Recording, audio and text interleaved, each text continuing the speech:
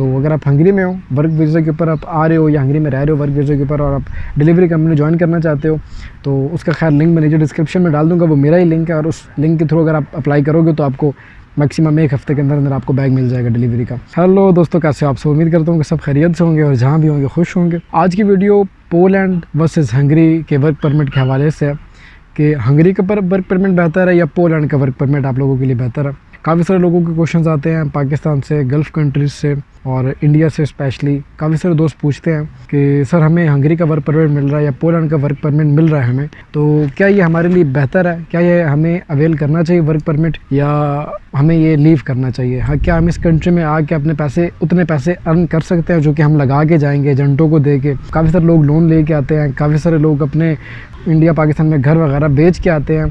तो most probably ऐसे लोग आते हैं जो कि पीछे से कश्तियाँ जला के आए होते हैं और उन्होंने यहाँ पे आके अर्निंग करनी होती है, सेविंग्स करनी होती हैं और वो पैसे अर्न करने होते हैं जो कि वो वहाँ पे खर्च करके आए हैं। तो ऐसे काफ़ी सारे दोस्तों के सवाल आते हैं। पोलैंड और हंगरी, ये 2 कंट्रीज़ को आज मैं डिस्कस करूँगा आप दोस्तों के सामने कि किसका वर्क परमिट आप दोस्तों के लिए बेहतर है और कितने पैसे आप अर्न कर सकते हो हंगरी में और कितने पैसे आप अर्न कर सकते हो पोलैंड में। और एक मेन क्वेश्चन ये कि आप लोग इसका वर्क परमिट कैसे ले सकते हो, इसके ऊपर ही बात करेंगे वीडियो में। तो सबसे पहले फ्रेंड्स आपको बताता चलूँ कि हंगरी हो या पोलैंड हो, जब भी एजेंट या कोई भी कंपनी आपको जो हायर करती है उसकी वेबसाइट के ऊपर नॉर्मली 90% चांसेस यही होते हैं कि जो सैलरी मेंशन होती है वो यूरो में लिखी होती है, या एजेंट तो आपको यूरो में ही बताएंगे। जो भी एजेंट आपको इंडिया से या पाकिस्तान से डील करेगा वो आपको यूरो में ही बताएगा कि भैया आपके 900 यूरो सैलरी है या 1000 यूरो या 1200 यूरो आपकी सैलरी लगेगी।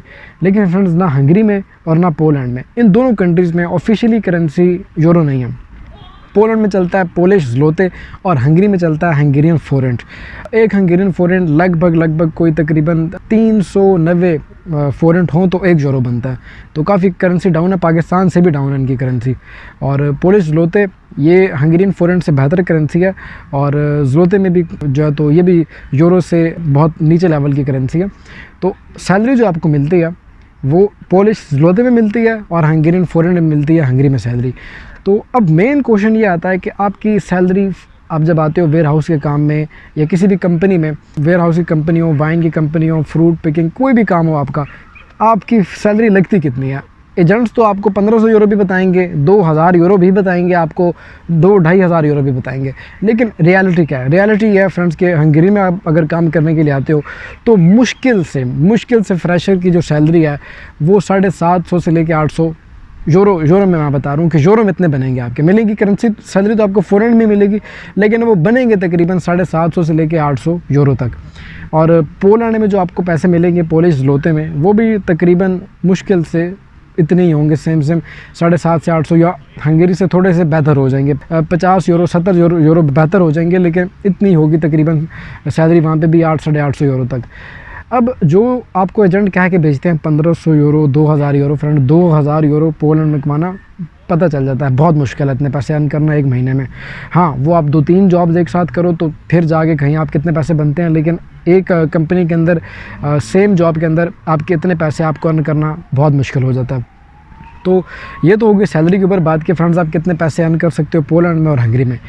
अब मेन चीज़ एक और आ जाती है, वो ये कि किस कंट्री में ज़्यादा स्कोप है। आप अगर वहाँ जाते हो तो वहाँ जाके क्या आप कोई और काम स्टार्ट कर सकते हो, आप किस कंट्री में जल्दी जाके यानी कि आपके सेटल होने के चांसेस जल्दी होते हैं। सादा लफ्ज़ों में आपको समझा दूँ तो फ्रेंड्स ये दोनों कंट्रीज़ जो हैं, पोलैंड हो या हंगरी हो, इनकी वेबसाइट पर अगर आप जाके चेक करो तो वहाँ पे क्लियरली मेंशन है कि आपको अगर 3 साल तक आप लीगली स्टे किए हो, उस कंट्री को आप लीव ना करो, 3 साल तक लगातार अगर आप वहाँ पे स्टे करते हो तो आप हंगरी की पीआर के लिए एलिजिबल हो जाते हो। 2 पीआर्स होती हैं, एक तो वो जो यूरोपीय यूनियन की पीआर होती है और एक हंगरी की अपनी पीआर होती है जो कि आपको हंगरी कंट्री देता है, लेकिन उसके ऊपर आप हंगरी के अंदर ही रह सकते हो, बगैर किसी दूसरे कंट्री में जाके आप काम वगैरह नहीं कर सकते। तो 3 साल के बाद हम हंगरी की पीआर अप्लाई कर सकते हो, लेकिन उस पर भी चांसेस 90% नहीं होते। वो काफ़ी सारी चीज़ों को मैनेज करना पड़ता है, आपकी टैक्सेस, आपकी सैलरी, इनकम, हर चीज़ में नोट होती है। और उसके बाद भी आप ये समझ लो कि 35 to 40% चांसेस होता है कि आपको हंगरी की पीआर मिल जाएगी 3 साल के बाद। वैसे नॉर्मली लोगों को यहाँ पे 5-5.5 साल के बाद मिल जाती है पीआर। अब पोलैंड के इस मामले में, पीआर के मामले में क्या सीन है? पोलैंड में ये सीन है फ्रेंड्स कि अगर आप 5 साल तक लगातार स्टे करो पोलैंड के अंदर, लीगली अपने फुल टाइम के टैक्सेस पे करो, तो आप वहाँ की पीआर अप्लाई करने के लिए एलिजिबल रहते हो। दोनों कंट्रीज़ में इंपॉर्टेंट है कि आपको अगर हंगरी की पीआर अप्लाई करोगे तो हंगेरियन लैंग्वेज, और पोलैंड की पीआर अप्लाई करोगे तो पोलिश लैंग्वेज का आना आपके लिए मस्ट है, बहुत ज़रूरी है। अगर आपको लैंग्वेज नहीं आएगी तो आपको पीआर नहीं मिलेगी। अब बात करेंगे फ्रेंड्स इस हवाले से कि आप अगर वर्क वीज़ा पे आते हो तो कौन सी कंट्री में आप अपना वर्क, अगर आपको वो जॉब पसंद नहीं है तो क्या आप उसको स्किप करके किसी दूसरी कंपनी में जा सकते हो। फॉर एग्जांपल जैसे हंगरी में लोग आते हैं यहाँ पे वर्क वीज़ा पे, लेकिन वो कुछ टाइम के बाद अपना वर्क कंपनी साइड पे करके और डिलीवरी कंपनी ज्वाइन करके और सेल्फ एम्प्लॉयमेंट का वीज़ा डाल देते हैं। तो दोनों कंट्रीज़ में से कौन से कंट्री में आप जल्दी सेल्फ एम्प्लॉयमेंट का वीज़ा ले सकते हो और अपनी कंपनी को लीव करके और सेल्फ एम्प्लॉयमेंट के ऊपर आप अपना काम स्टार्ट कर सकते हो। तो इस मामले में हंगरी बहुत बेहतर है। हंगरी कंट्री के अंदर आप जब आते हो यहाँ पे, तो आने के बाद तकरीबन 6 से 7 महीने के अंदर अंदर आप सेल्फ एम्प्लॉयमेंट का वीज़ा अप्लाई कर सकते हो और वो आपको मिल जाता है। तो अगर इसी मामले में आप पोलैंड को देखें तो पोलैंड में आपको कम से कम 1 साल का स्टे मिनिमम करना पड़ता है, उसके बाद ही जाके आप अपना जो आपका वर्क वीज़ा है उसको आप सेल्फ एम्प्लॉयमेंट की वीज़ा में कन्वर्ट करवा सकते हो।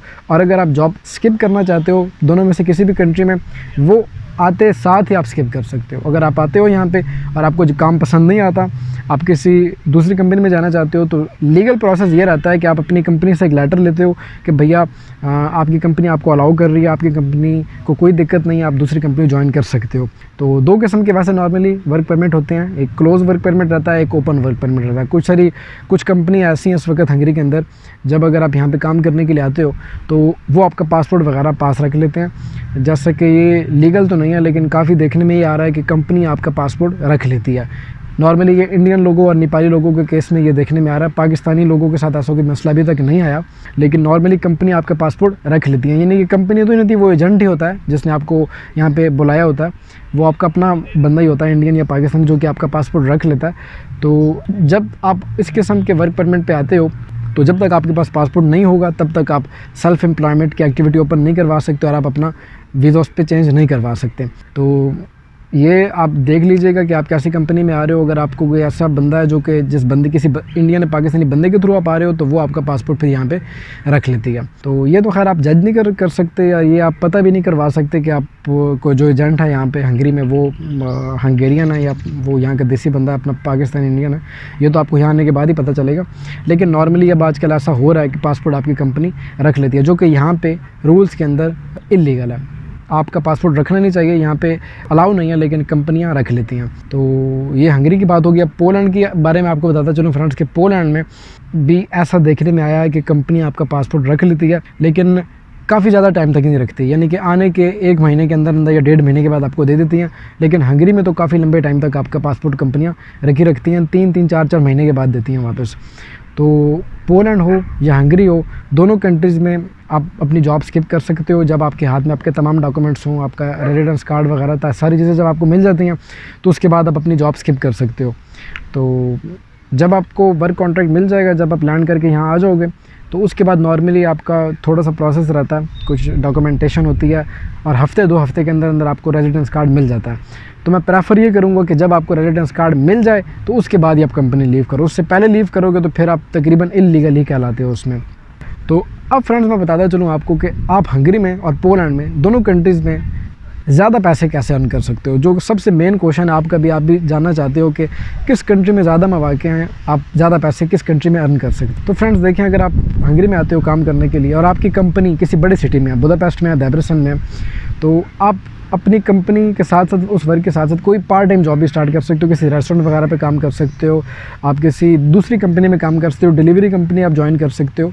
तो इस तरीके से आप पार्ट टाइम जॉब्स करके अपनी सेविंग अच्छी कर सकते हो। वैसे डिलीवरी के काम में अर्निंग बहुत अच्छी हो जाती है बाकी कामों की निस्बत। तो अगर आप हंगरी में हो, वर्क वीज़ा के ऊपर आप आ रहे हो या हंगरी में रह रहे हो वर्क वीज़ा के ऊपर, और आप डिलीवरी कंपनी ज्वाइन करना चाहते हो, तो उसका खैर लिंक मैं नीचे डिस्क्रिप्शन में डाल दूँगा, वो मेरा ही लिंक है। और उस लिंक के थ्रू अगर आप अप्लाई करोगे तो आपको मैक्सिमम 1 हफ्ते के अंदर अंदर आपको बैग मिल जाएगा डिलीवरी का। और अगर पोलैंड में आप आते हो तो पोलैंड में भी सेम ही सीन है, आप साथ साथ पार्ट टाइम पे डिलीवरी का काम स्टार्ट कर सकते हो। वैसे नॉर्मली जो कंपनीज़ होती हैं वो मेन सिटी में होती तो नहीं है, वो होती तो कंट्री साइड पे छोटे जो सिटीज़ हैं वहाँ पे होती हैं, तो जिसके कारण आप लोग अप्लाई कर नहीं सकते डिलीवरी कंपनी में। अगर बुदापेस्ट के अंदर है या वार्सा के अंदर आपकी कंपनी, पोलैंड का शहर जो वार्सा कैपिटल और हंगरी का शहर है बुदापेस्ट कैपिटल, तो अगर इस सिटी के अंदर आपकी कंपनी है तो फिर आप पार्ट टाइम के बेसिस पे डिलीवरी कंपनी ज्वाइन कर सकते हो और उस पर आपको अच्छी खासी अर्निंग हो जाती है। तो ये कुछ इन्फॉर्मेशन थी फ्रेंड्स पोलैंड के हवाले से। अब पोलैंड में जो कुछ बड़ी कंपनियां हैं जिनके द्वारा आप ख़ुद वीज़ा अप्लाई कर सकते हो, इस वक्त स्क्रीन पे आपको साइट पे शो हो रही हैं। ये तमाम कंपनियां बड़ी हैं फ्रेंड्स, जिनके द्वारा आप जॉब अप्लाई करोगे तो आप ऑनलाइन बेसिस के ऊपर ही जॉब अप्लाई करके पोलैंड आ सकते हो। और हंगरी के लिए ये इस साइट पे आपको कुछ बड़ी कंपनियां शो हो रही हैं। अगर आप हंगरी आना चाहते हो तो इन बड़ी कंपनीज़ में आप अपनी CV कवर लेटर बना के भेजो और ये कंपनियां हायरिंग करती हैं इंटरनेशनल लोगों की, और इस तरीके से आप लोग हंगरी आ सकते हो। और वैसे अगर आप पाकिस्तान से, इंडिया से किसी एजेंट के द्वारा आना चाहते हो तो इस वक्त हंगरी का वर्क वीज़ा मिल रहा है फ्रेंड्स पाकिस्तान से तकरीबन पाकिस्तानी 14 से 16 लाख रुपए में, जो कि जायज़ रेट है। और पोलैंड का वर्क वीज़ा मिल रहा है फ्रेंड्स 18 से 20 लाख के अंदर, जो कि थोड़े ज़्यादा पैसे मांग रहे हैं, लेकिन इतने पैसे चार्ज हो रहे हैं पाकिस्तान से। और अगर इंडिया से आप अप्लाई कर रहे हो तो हंगरी के लिए इस वक्त लग रहे हैं पैसे फ्रेंड 7.5 लाख रुपए और पोलैंड के लिए लग रहे हैं तकरीबन 9.5 लाख रुपए। तो ये फ्रेंड्स कुछ इन्फॉर्मेशन थी जो कि आपको देनी थी हंगरी और पोलैंड दोनों कंट्रीज़ के हवाले से। और आई होप सो कि मेरी आज की इस वीडियो से आप तमाम दोस्तों को कुछ फ़ायदा हासिल होगा। अगर तो वीडियो पसंद आई हो तो वीडियो को लाइक कर दीजिएगा और कमेंट सेक्शन में ज़रूर बताइएगा अगर आपको कोई क्वेश्चन हुआ तो। और मेरे चैनल को सब्सक्राइब किए बगैर मत जाइएगा फ्रेंड्स। अपना बहुत सारा ख्याल रखिएगा। मिलते हैं इसी तरह की अगली वीडियो में, तब तक के लिए टेक केयर जी, बाय बाय।